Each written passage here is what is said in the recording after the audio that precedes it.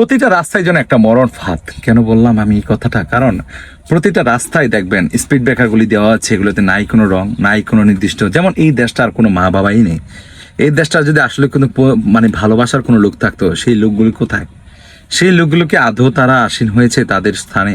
আর যারা বসে আছেন বিভিন্ন সম্পদ নিয়ে, বিভিন্ন স্থানে, বিভিন্ন বড় বড় ক্ষমতা নিয়ে, তারা কি আদৌ আমাদের এই দেশটাকে ভালোবাসে? তারা কি ভালোবেসে কাজ করে? তারা কি আসলেই কি আমাদের দেশের উন্নয়নের জন্য কাজ করতেছে? আমি প্রশ্ন ছেড়ে দিলাম আপনাদের কাছে। যদি আমার এই প্রশ্নের উত্তরটা একটু যদি কমেন্ট বক্সে দিয়ে যেতেন খুশি হব।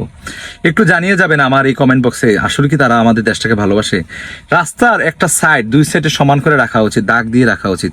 আমার ছোট্ট বাচ্চাটিও বলে, এই রাস্তাটা এত গর্ত কেন বাবা এই রাস্তাটা, এইখানে স্পিড ব্রেকারে রং দেওয়ার প্রয়োজন ছিল, রেডিয়াম দেওয়ার দরকার প্রয়োজন ছিল, যেখানে দূর থেকে মানুষ দেখে যেন রিফ্লেক্স হয় এবং মানুষ লাইটের আলোতে যেন দেখে এখানে একটা স্পিড ব্রেকার আছে। নাই কোনো সীমারেখা, নাই কোনো তাদের কোনো দায়িত্ববোধ। কেন তাদের কি কোনো দেখার দায়িত্ববোধ নেই? তাদেরকে দেখার জন্য কি লোক দেওয়া হয় নাই?